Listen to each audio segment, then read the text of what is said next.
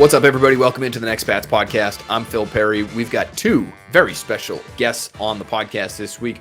We've got Albert Breer from the Monday Morning Quarterback. We also have Tyler Dunne from GoLongTD.com. We had Ty on recently to talk about his book, The Blood and Guts, How Tight Ends Save Football. But we wanted to have him back because he's doing a long feature on Matthew Judon, who to me is still in the conversation for Defensive Player of the Year. We will see if he's able to finish the season more strongly than he finished the 2021 season. We know that's a focus for him. We know he's been very open about the fact that he was disappointed in how last season ended, where his last 5 games, no quarterback sacks, only 1 quarterback hit. The Patriots are going to need much more from Matt Judon if their defense is going to continue to, when they play well, carry them to a handful of victories and maybe sniffing playoff contention at the end of the season here in 2022. So it will be great to have Ty on with us.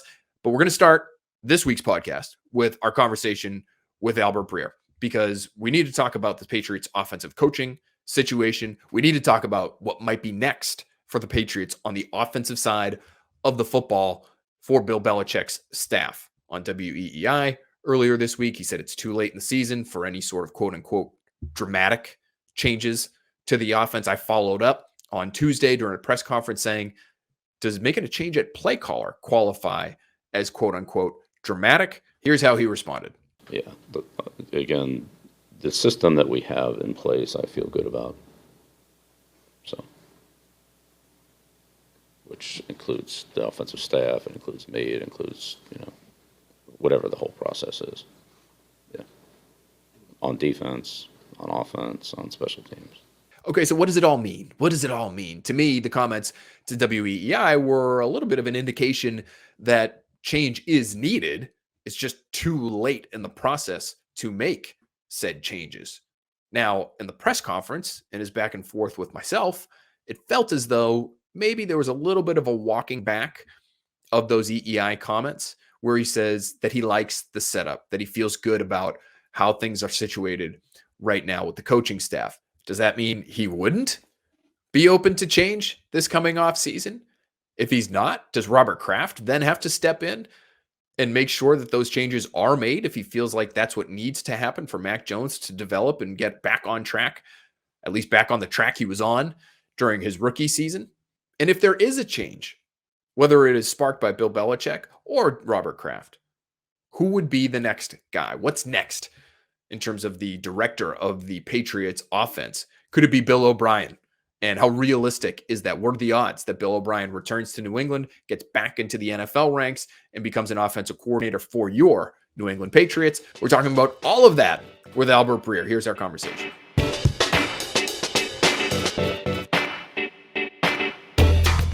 All right, there he is. There's our guy, Albert Breer, senior NFL reporter, lead content strategist for the MMQB. Bert, thanks for being back on with us here on Next Pats, man.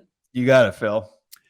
So we are at a point in the season where the Patriots aren't out of the playoff mix yet. And yet we're still talking about what might be happening for them this offseason on their coaching staff because the offense has been that bad. So my first question for you is, do you think Bill Belichick would be willing to move on from Matt Patricia based on some of his commentary the last few days to WEEI? I asked him a question about potentially making a change at play caller in season at a press conference this week. And the reason I asked, would he be willing, is because it felt like to me when we all found out Matt Patricia would be calling plays, it felt like part of the reason that Bill wanted him in that job was for some continuity. Here was a guy who probably wasn't going to be rushing to take a head coaching job in 2023 if it ended up looking good the way a Bill O'Brien might. Yeah.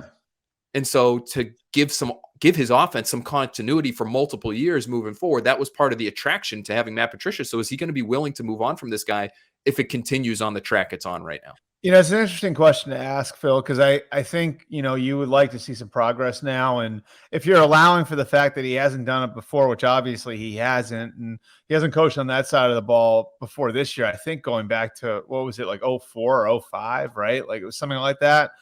Then you would want the bumps to happen early in the year, and then you'd want to get to, week 10, week 11, week 12, and now you're starting to make progress and you're starting to make headway. And I think when I hear what Bill's saying about and I think you can correct me if I'm wrong. He said maybe like he intimated it's too late to make big changes. Right. That to me signals he views the problems as structural, not play calling, right? Because you can change the play caller, you can't change the structure of the offense. So if Bill views the problems as structural, then that would match up with him saying it's too late to make a change now. I don't think he's going to get rid of Matt Patricia altogether. Could I see him reassigned? Yes. And, maybe this is part of the idea not giving him the title was that you could change his role in 2023 under the guise that, we were sort of leaving the coordinator role open for somebody else all along. And that was sort of the idea here all along, even though, I think we all know that this experiment was done with the idea that maybe this could evolve into something really good over the long term.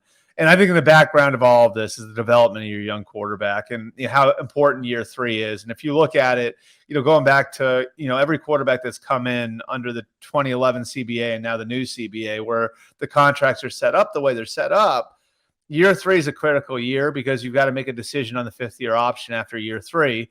And the history of it tells us that if you decline that 5th-year option after year 3, that's more or less it for the quarterback in that place. And additionally, most of the guys, the great majority of the guys who've wound up staying in a place long-term have gotten extensions after year 3. And so, you look at it and I think really this is about, and you don't want to make it all about one player, but going into 2023, you need answers on Mac Jones, and you need to get them fast, and you need to get him back to where you feel like you're doing everything you can to get the most out of him.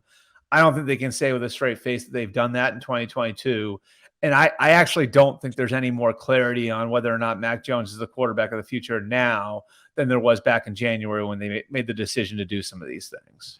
Which has to be devastating for Robert Kraft because he was openly talking about just how important, you mentioned year 3 and how important that is for making a decision on your quarterback, but he was talking about year 2 and the great quarterbacks in this league, you see them generally speaking make a massive year 2 leap as they get more accustomed to what they're seeing at the pro level. So do you think if a change is made that it would have to be spurred by Robert Kraft, or would Belichick, as you said, he's seemingly acknowledging that there is a problem with the offense. Although when I followed up the day after he did his interview with WEEI and he said it's too late to make any sort of dramatic change, when I asked him if a change in play caller would be quote unquote dramatic, if that would qualify, what he said was he likes the setup that they have. He likes the system. He likes, where they're at in terms of the offensive staff, how he fits into it. So it might have been him walking things back a little bit from that WEEI interview, but would it change if it's coming? Is that coming from ownership level, do you think? I think it's tricky, Phil. I just think it could. And I don't think there's any question. If you look back at Robert Kraft's comments back in March at the owners' meetings, he subtly put Bill on notice there. If you really listen to what Robert said there, it was more or less I hear what the fans are saying. I hear what sports radio is saying. I may actually agree with some of that stuff, but Bill's earned a level of trust here where, we're going to put it in his hands and let him and let him do his thing. And so I think, based on those comments, you'd have to say yes, that Bill got his shot to try it in this very unconventional way that everyone openly questioned. And, now it's time to go back and do something more conventional, more like what we've seen in the NFL over the years. Here's the problem. If he goes in and mandates a change, do you think there's a chance Bill just walks? I don't know how many people have talked about that, but he's 70 years old. You know what I mean? If he's given some sort of ultimatum, isn't there a chance that he's not going to react real well to that? I don't know, Phil. What do you think? I think there certainly is the chance that would be his reaction, where he says, wait, Robert, this is my plan here. You hired me to run the football operation. Getting back to what we were talking about earlier in our conversation here, this was a multi-year plan all along. We knew it wasn't going to look great with Matt Patricia and Joe Judge and the jobs that they're doing. Of course, it wasn't going to look great. We thought it might look better. Yes. And there were things that we could have done differently along the way that would have led to some different results. But this is my vision. and it's a multi-year vision. And if you're telling me you're not okay with that vision, then maybe I'm not okay trying to execute whatever vision it is that you want me to execute. Right. You know what I mean? So I could certainly see that. I wouldn't rule that out entirely. And it's why I don't dismiss out of hand, our guy Tom Curran on the Patriots Talk podcast yesterday said he thinks that Bill is on thinner ice than many of us believe. And I've said all along, I can't see Bill not coaching the Patriots in 2023. I could see Matt Patricia doing something else for the Patriots in 2023. But Tom is a little bit more, not on the opposite end of the spectrum, but he's a little farther down the line saying, in terms of he wouldn't necessarily be off his feet stunned if it's not Bill Belichick running things here next year. Well, I felt all along that 23 is going to be the critical year for Bill. Like, that's just like the way I felt because of that decision that you've got to make on the young quarterback. But like to Tom's point, you can get yourself to a point where it's like, you start to look at some of these things and it's like how uneasy is Robert? Like you look at, like, let's take, for example, and I think you and I have talked about this, like, right? Like we talked about how I remember coming on the pod with you last year and saying part of the benefit to starting Mac as a rookie and getting rid of Cam Newton was that you were going to get his feet wet and you could hit the ground running in year 2 and year 3 and take advantage of that window that you have with the quarterback on a rookie contract, right? The same way Cincinnati's taken advantage of that window with Joe Burrow, the same way the Chiefs took advantage of that window with Patrick Mahomes, the same way the Ravens have taken advantage of that window with Lamar Jackson. The Bills and Josh Allen, they were very aggressive. When Josh Allen was a young quarterback and they had the right infrastructure around him, that window is not going to be open for that much longer. You know what I mean? Like this keeps going the way that it's gone this year. Now you're talking about 1, maybe 2 more years of that window before either Mac Jones is off the team or he's on an enormous contract, right? When the dynamic changes for you altogether. And so I think that's one thing that Robert has to consider. Here's the other thing. This is more cosmetic, but how many 1:00 games have they had this year? Lots. How many times have Nance and Romo called a Patriots game? I think we're at 0. They might have called 1. Okay. And with the game getting flexed, this is 0 Sunday night games this year, right? Right. They did have the a Sunday night-ish crew on Thanksgiving, but yes. On Thanksgiving, right. And would that be the first time for the Patriots since Sunday Night Football was created in its current inception, 05, right? It'd be the first time. They used to be on Sunday Night Football like a handful of times every year, right? Yep. This stuff matters. Robert's a fantastic owner, one of the best owners in sports. This stuff matters to those people. You know what I mean? Like, and where you are in that hierarchy, where you rank in the country club, right? That stuff matters. And for a long, long time, like they were way up here. Where are they now? They are so unwatchable that the executives at NBC decided that it would be better to have the Commanders and the Giants play on Sunday Night Football as opposed to the Patriots and the Raiders, who have like a number of pretty juicy storylines. If those teams were both watchable, and the Raiders are doing their thing, they're doing their part. Won 3 in a row, yeah. They're going in the right direction. You could make the argument the Raiders have done enough, or if the Patriots were still a marquee team, there's no question NBC would leave it there, right? It felt like a Patriots-based decision to me. Yeah. Like the Patriots haven't pulled the rope, and so there are all these things that you just sort of I think have to consider, and I think there's the Hall of Fame thing for Robert and all the rest of it. You know what I mean? Like, so I don't think like he's going to fire Bill. Like, and I felt all along that like 23 would be like sort of a critical year for Bill because like after that, you're going to have to make a potential $300 million decision on your young quarterback. Right. But like, just if you look at this and for the here and the now and what's happening at this point in history, like, are you blowing the window with your young quarterback? And are you worried about the relevance of your franchise relative to where it was the 20 years prior? I think those are things to consider when you look at how an owner would look at something like this. Okay, so still a lot of moving parts coming, whether it's NFL jobs opening. That actually is kind of interesting. I don't think it's impossible to peg right now. Like I could think of a half dozen teams that are in all likelihood going to be looking for new coaches.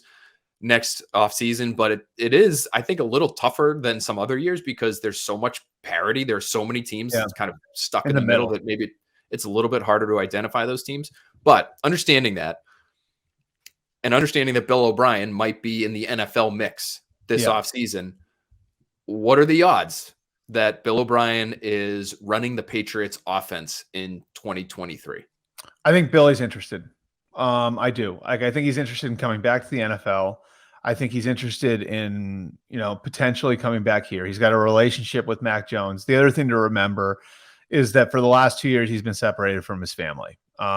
His family stayed behind in Houston while he lived in Tuscaloosa to be Alabama's offensive coordinator. Obviously, coming back here would alleviate a lot of things, from that standpoint, just from a personal standpoint, because he's from here. I believe his wife's from here too. There's a lot of things here personally that I think would appeal to him. I think the idea of going back to the NFL appeals to him as well. My understanding is last year, he sort of took the approach, I'm going to let Bill and Nick handle this. And I think he would have been interested coming back last year, but it was more so if it's going to happen, Belichick and Saban are going to broker it. And if I do anything to sort of push it, then it's going to be dead anyway, which I think is probably a pretty smart way to approach it, right? Because I think his thing was if I step in and try to force something, then that's going to create a bigger. So if it's going to be, those guys will handle it. I think now it's probably in the same place. You know what I mean? So I think to some degree, Bill and Nick have to handle this. I do know O'Brien, hadn't heard from them last year at all. And, I think it's just an interesting thing to kind of, keep an eye on because, I think there's a feeling that Alabama may want to turn over their offense a little bit again, and, do some, work to kind of move the ball forward with their offense again. And I think for O'Brien, there's that feeling do I want to be back in the NFL? And, wherever my next head coaching opportunity is going to come, if it comes, what's the best place for me to do to facilitate that? And being back in the NFL could do that. So I certainly think there's a chance that he could be back in the NFL in 2023. I still think a lot of the heavy lifting is going to have to be done by Belichick and Saban, because I don't think O'Brien's going to raise his hand and say, oh, hey, look at me over here. I want to go there. Please, please, please deliver me back to New England. I don't think he'll do that. I think that those guys would have to facilitate it.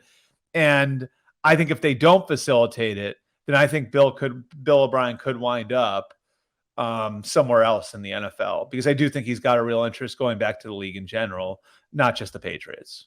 And these are just the teams that I would look at as potentially looking for new offensive coaches next year. Arizona, Denver, I think Indy is an obvious one. Houston, maybe there's a turnover in terms of the staff there. Carolina. Houston would be a tough one for Billy to go to. Houston, yeah, sorry. Yeah, good point by you. Maybe the Chargers. Maybe the Chargers are looking for some turnover there because of the way things have gone. Do you think? I mean, one thing to consider too here, I would say the influx of television money is going to change some things too. I think we've seen in other sports where teams are really quick to pull the plug on coaches. In the NFL, I think there's generally a little more patience, not a ton, but a little more patience. I think the influx of television money could lead to more one and dones, so Houston, Denver, I mean, the Chargers wouldn't be a one and done, but he's got years left on his contract there. I do think some of the teams that have been seen as more frugal in the past, Arizona, just extended cliff through 2027. Generally, the Bidwells haven't liked to eat contract. They haven't been the most free spending organization. Does the new television money change that? I do think there's a changing dynamic there on one end of it, with the new television money facilitating maybe more monster offers for guys like Sean Payton, eventually Sean McVay down the line. And then on the other end of it, the new television money facilitating owners being more willing to detach themselves from coaches earlier in the contract. With O'Brien, and this will be the last thing I ask you, Bert, do you think he's going to end up somewhere, or let's ask about the Patriots specifically, would he need some assurances from ownership that he would have a crack at being the next guy whenever Bill does go, or whenever they make that decision to move on from Bill?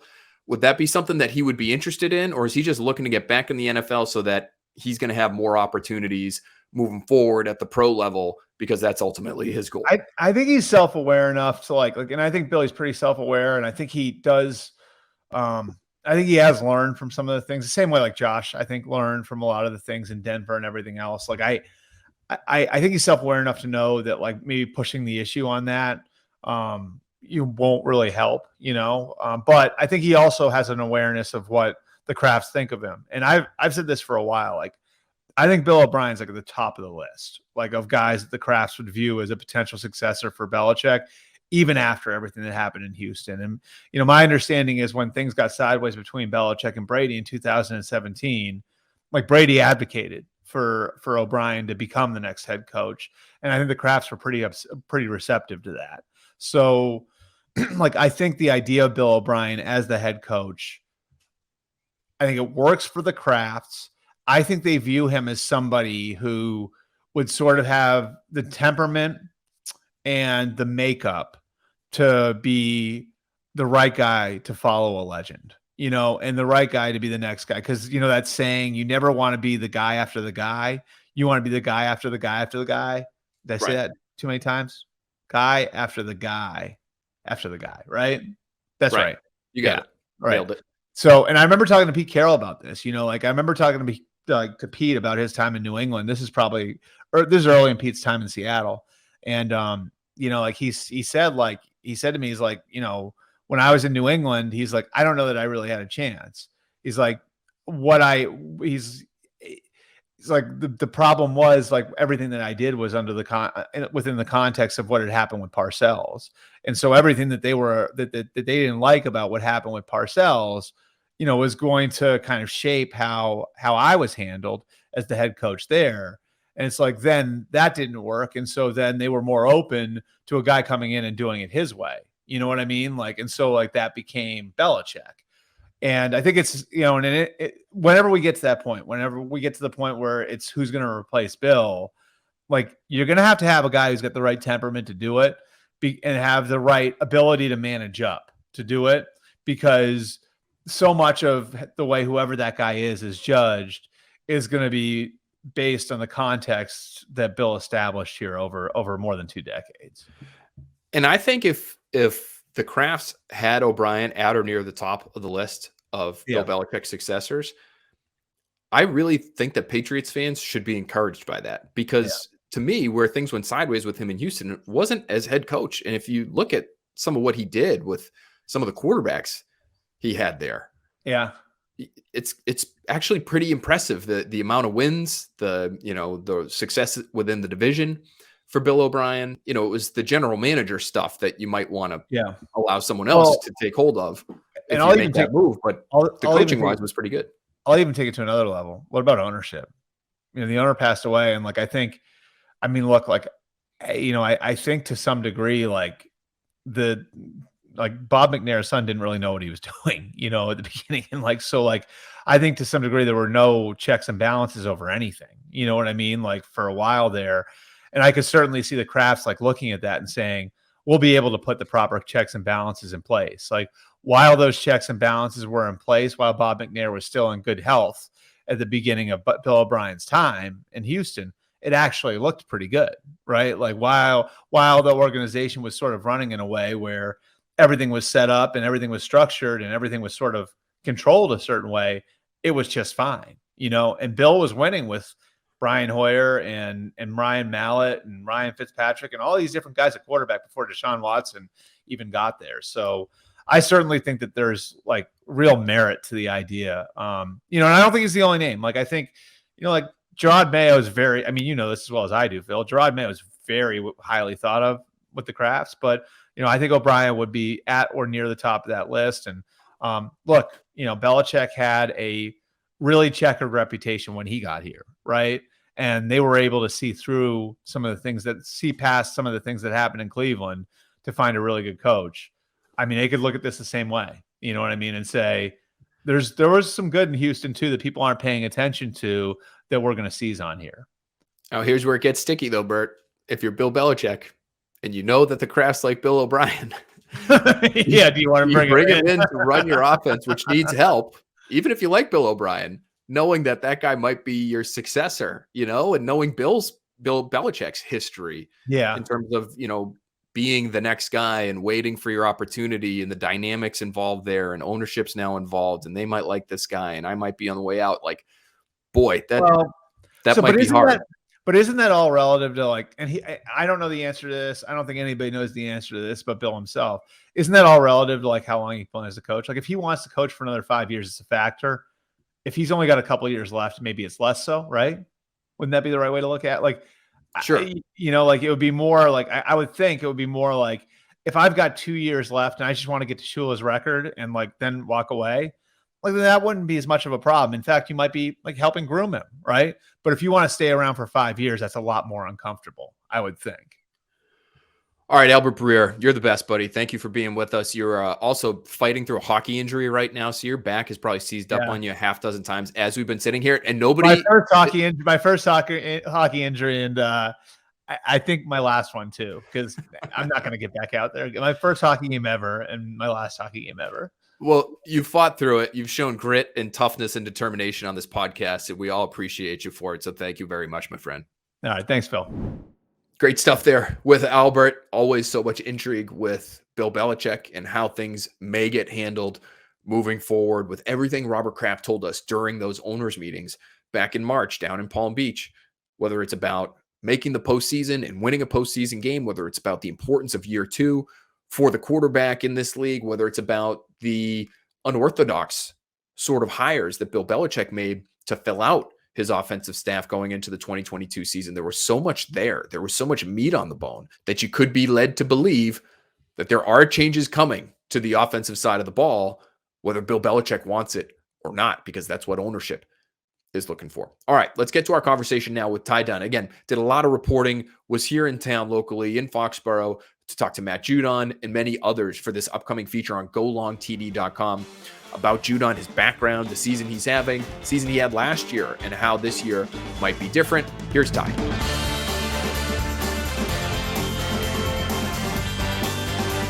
There he is. There's our guy, Tyler Dunne, founder of golongtd.com, and author of The Blood and Guts, How Tight Ends Save Football. Ty, thanks for being back with us here on Next Pats, man. Great to be here, Phil. We're making this a regular thing. I'm all about it. I love it. Any day, anytime.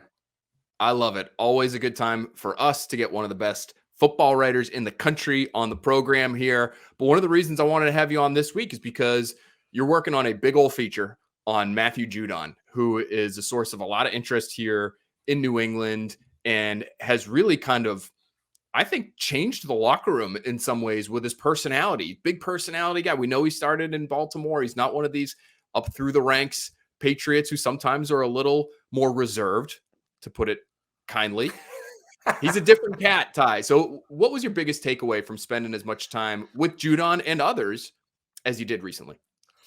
No doubt. And I appreciate the opportunity, man. It was really great getting out there to Foxborough, sitting down with Matthew Judon for about an hour. I mean, he was an open book on all things Grand Valley State, his childhood, kind of being the face of the New England Patriots post Tom Brady. That's something he doesn't shy from. But I think the last time you had me on and we're talking about blood and guts, I sat here and I just kind of complained and moaned and bitched and went on and on about the state of the game, right?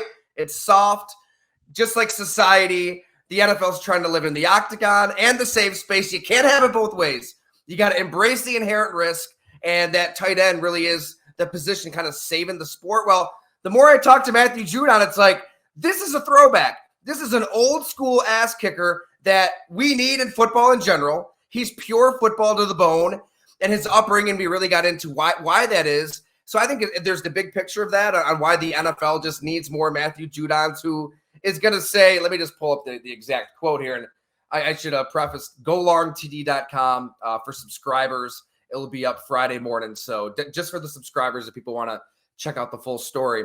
But this is Judon. He said, quote, once the whistle blows, once it's 0-0, that's why we all meet in the middle of the field and pay each other's respects. But for those 60 minutes, man, I don't give a F about you.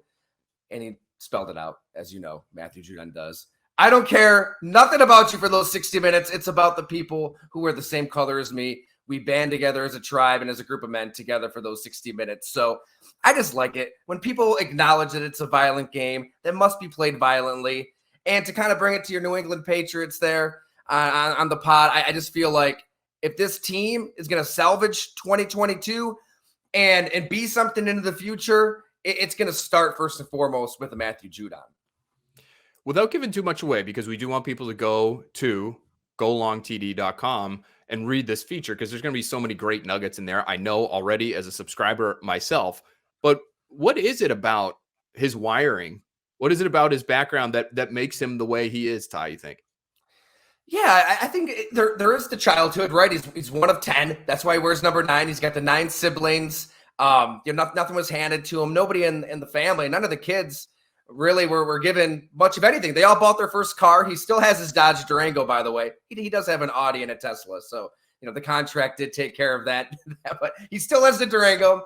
I think that there's that natural chip on the shoulder where, yeah, a lot of guys come from maybe small college programs, or they were overlooked in the recruiting process, or they suffered an injury like Matthew Judon did in college when he tore his ACL.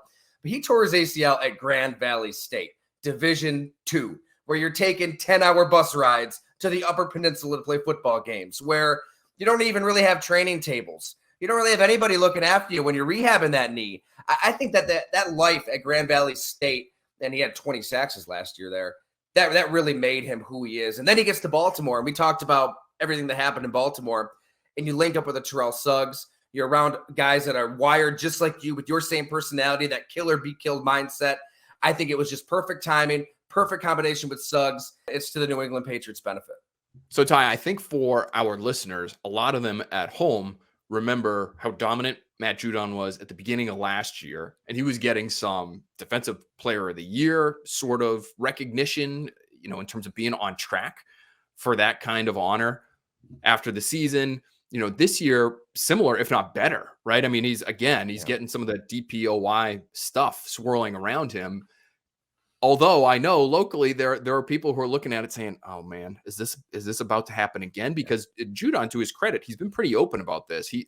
About how the end of his 2021 went down, where his last 5 games, no sacks, 1 hit, according to Pro Football Focus, which was in that wild card game in Buffalo. He just kind of disappeared, and for somebody who really had carried the side of the ball that needed to carry the Patriots late in that year, it was disheartening, I think, for a lot of fans. And now we're seeing, I think, at least in terms of how some people might interpret it, something similar happened here, where no sacks the last 2 weeks, especially with opponents that are missing starting offensive linemen. He has had a couple or a handful, I think 3 quarterback hits in his last 2 weeks against the Vikings and Bills. So I put it to you. Why will Judon be able to avoid last season's pressure drought? Let's put it that way, this season. You're right. Ahead of the Thursday night game, Phil, I'm thinking, wow, they better have some medical professionals on standby without Deion Dawkins out there, because there will be some broken bones in the wake of one Matthew Judon. And I mean, the Bills kind of, they took a lead and they just kind of zapped the Patriots' will to fight. I don't think we've seen a Bill Belichick team just kind of wave the white flag like they did in that game. It was really strange, and he really wasn't a factor. He didn't wreck the game. I do think it's different this year, though, in that they've watched his snaps a little bit better this season, as you know, right? It's just the workload, the mileage isn't quite like it was last year, and I think that he takes just incredible care of his body, and he always, each offseason, each regular season even, Matthew Judon is just obsessed with finding something to attack, something to get better at. He's a lot like Demario Davis this way. I sat down with Demario Davis down in New Orleans earlier this year, and I mean, these defensive players that can last, 6, 7, 8, 9, 10, 11 years, they're always finding some way new to just take care of their bodies. I really do genuinely think Judon does all of that, and he has found different things this year. Pilates, going into a cold tub, putting in extra hours of film here or there. So I don't think the body's the issue. I think it's offenses, chipping them with extra tight ends, extra backs, running away from him, throwing away from him, doing whatever they can to neutralize Matthew Judon. So what do? Well, I mean, you're not going to have as many opportunities, but when you get them, when you have a one-on-one, when you have a chance to just kind of chase a Kyler Murray down from the backside or Derek Carr or whoever they play the rest of the season, you got to force a fumble. You got to wreak havoc. And I think that Matthew Judon appreciates the opportunity here that at 6-6, they still have a chance to get 2 wins, get right back into the playoff picture. And he wants that pressure. Like, he doesn't really shy from it. I mean, he speaks up behind the scenes. He speaks up on the field. He's always talking junk. But more than anything, he realizes that this is a team, in the lack of a better term, kind of in an identity crisis. They kind of know what they are. He's okay being the face of that team. He's okay being the player they need to completely turn this season around right now.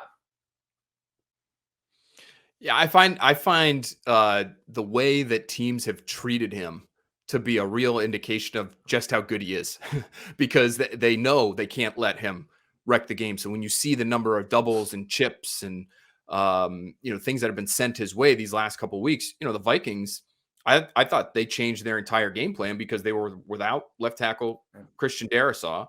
And Matt Judon is often working off the right tackle anyway, and Brian O'Neill's a really good player for the Vikings right now. But everything was quick game, seemingly, for the Vikings. They did hit Justin Jefferson down the field a couple of times, but you knew they didn't want to live in that world because they didn't want to encourage Matt Judon to ruin the football game for them. And I thought even when the Bills showed up, and some of this might have been how the Patriots decided to play them with a lot of defensive backs on the field, but they really wanted to run the ball. It's what it looked like to me, like they were okay with, and they didn't run it all that effectively even. They ended up averaging 3.6 yards per carry. Now, you watch the game, they kind of got whatever they needed when they needed it, Right. So like it was effective. There's no question about that. They dominated that game in part because they could run it when they wanted to, but 3.6 yards per carry. And they're probably looking at it too, saying, listen, we might not be able to protect Josh Allen. So let's just run this thing. Let's allow Josh to do what he does in terms of extending plays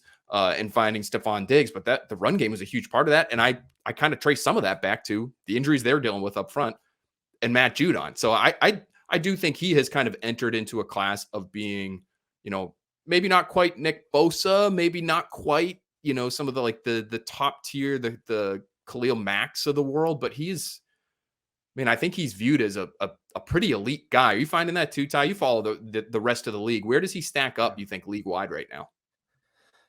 Man, I really do think the last 3-4 seasons, he has only ascended into that class. And I'm with you. Maybe we shouldn't just put him right there with the TJ Watt or a Nick Bosa, the best of the very best, because TJ Watt gets that same attention. He's getting shipped. I mean, he's facing the quick game. And I thought Joe Burrow just put it so perfectly before they played Pittsburgh a few weeks ago. He's like, man, you can't even really slow him down, because even when you try to go to a quick step drop, a quick game, get the ball out, he's so good at reading your feet and leaping to get his hands up in the nick of time. He just times it. And then lo and behold, that game, just a few days later, he picks off Joe Burrow on a play just like that. So, what's Matthew Judon's great counter to everything teams are throwing at him? Because it's not easy. It's hard. You could sense the frustration in his voice when we talked about it. But I think that he is as maniacal as you can imagine. He's an absolute animal. He'll find a way. He'll just will himself to kind of bust through this juncture of his career, because he's getting all the attention. And what kind of complicates it too, Phil, is, he's not getting any support on offense. He's not going to say it, but they can't move the ball. You got your quarterback yelling at the coordinator. It's a mess. So it just puts so much pressure on your defense to not only get stops, but to make that interception, to get that turnover, to force that fumble. That's really Matthew Judon's challenge right now, I think. It's a great point. When you get doubled up in terms of time of possession, as the Patriots almost did against the Bills the other night, it's really hard to have an effective defense. And so, listen, they had their struggles, no question. Everybody does against Josh Allen, but 24 points when the Bills have the ball for almost 40 minutes. And in large part, yeah, sure, you had a hard time on third down. The Patriots defense did, for sure. No question. But the Patriots offense just could not stay on the field for the life of them. So that's going to make it difficult for a guy like Matt Judon, who is, I think they've done a pretty good job managing his snaps. The one thing that I've found interesting this year, Ty, just because we're in the locker room now, I haven't noticed this before, but he's a guy who works out after games, and that's not unique necessarily. In New England, there are a bunch of guys who try to get their lifts in as soon as the game is over, but I don't think there's a single guy who works out as hard as Judon after games. Like, he comes back into the locker room drenched in sweat. He's panting. He's trying to catch his breath as he's going back to his locker so that he can get showered up and go out to the podium, which are, must-see TV sessions usually when he's out there behind a microphone. But man, this guy kills himself after a game. So he plays 50 or 60 snaps, and then he's going in and he's benching, squatting, whatever it is, to make sure that he's, listen, all these guys have their plans that they have to adhere to. The Patriots are pretty strict about it during the week. So he's trying to get his in on a Sunday or on a Monday night, but without fail, night game, afternoon game, like, he's in there and he's grinding away. So maybe that'll end up helping him out down the stretch here too. I'm always blown away by that. And Jeremy Shockey got into all of that in the Blood and Guts, where he'd play a game, and then you immediately go to the locker room to like throw a bunch of 45-pound plates onto a barbell and do squats. Like, that just sounds like hell. No thanks. That's insane. It may be common. I mean, I haven't really seen it a lot myself, and that's what all of these Patriot players say about Matthew Judon. Like, that he just outworks everybody. And it's always been that way, back to Grand Valley State. And you hear a lot about guys working hard and having a great work ethic, but the greats of the greats of the greats, I mean, it's just to a different level. And that's really Matthew Judon. Dietrich Weiss, he goes, he puts him in that Kobe, Michael Jordan, Tom Brady category just because of that work ethic, and that he works so hard that once a good play kind of happens, once he does get to the quarterback and gets a sack or hit or something, it snowballs. Like, he gets into a zone. He kind of finds his own Kobe-like zone from defensive end, which it's hard to get into that kind of zone at that position, but he does it. So that's why I'm going to be the last person to say, like, this is going to be a repeat of last year. I think he's going to snap out of it and be a huge difference maker. You talked to so many people for stories like this, Ty. Was there anybody in that Patriots locker room that you came away from the conversation, aside from Judon? It sounds like Judon was fantastic with you, and I'm dying to read some of what he told you in your story on Friday. Any other player in that locker room that you came away from, like, this guy's a big personality. I really like this guy, because I think there are more personalities in that locker room this year. The results have been the results on the field, and fans are not thrilled. But it is, to me, a more dynamic locker room in some ways, in terms of just the personalities, than it has been a lot of other years. So who did you like talking to for this thing? Oh man, it wasn't for this story, but one player that I'm not going to give up on yet, that I think has a lot of talent, a lot of juice, and if he gets the opportunity to play, I could still do big things. Lynn Bowden Jr.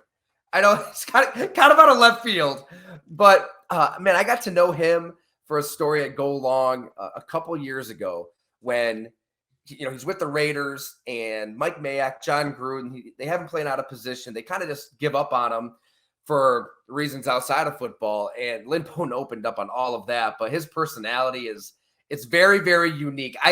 I don't know, like, I don't think he's really talking to the media right now. I think he really wants to get on the roster, get a role, make some plays before he talks again. But if people want to check that story out, I think you're going to learn a side of Lynn Bowden that you did not know before. I've seen it. I read it, and then I reread it when they called him up. They did have him active for a game this year, and I wanted to go back through, and where do I land? Of course, golongtd.com, and it's a phenomenal story. You're right. He is a character for sure.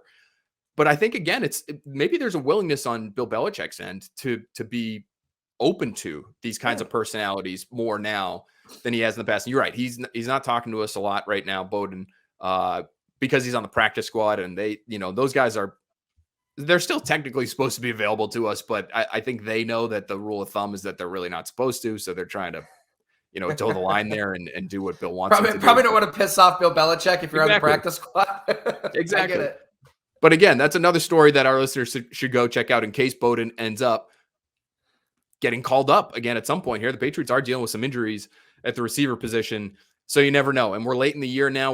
People are already asking me about the draft. Our podcast here, the next Pat's Paw, we're always trying to think about, okay, what's next? Who might be making an impact down the line? Maybe Lynn Bowden is one of those guys. Ty Dunne, thank you so much for being with us here, man. Make sure you go read that feature on Matthew Judon. He does so much work on these long-form pieces, makes them absolutely phenomenal. It's golongtd.com. Also, New England listeners, is your dad maybe a giant fan of Ben Coates?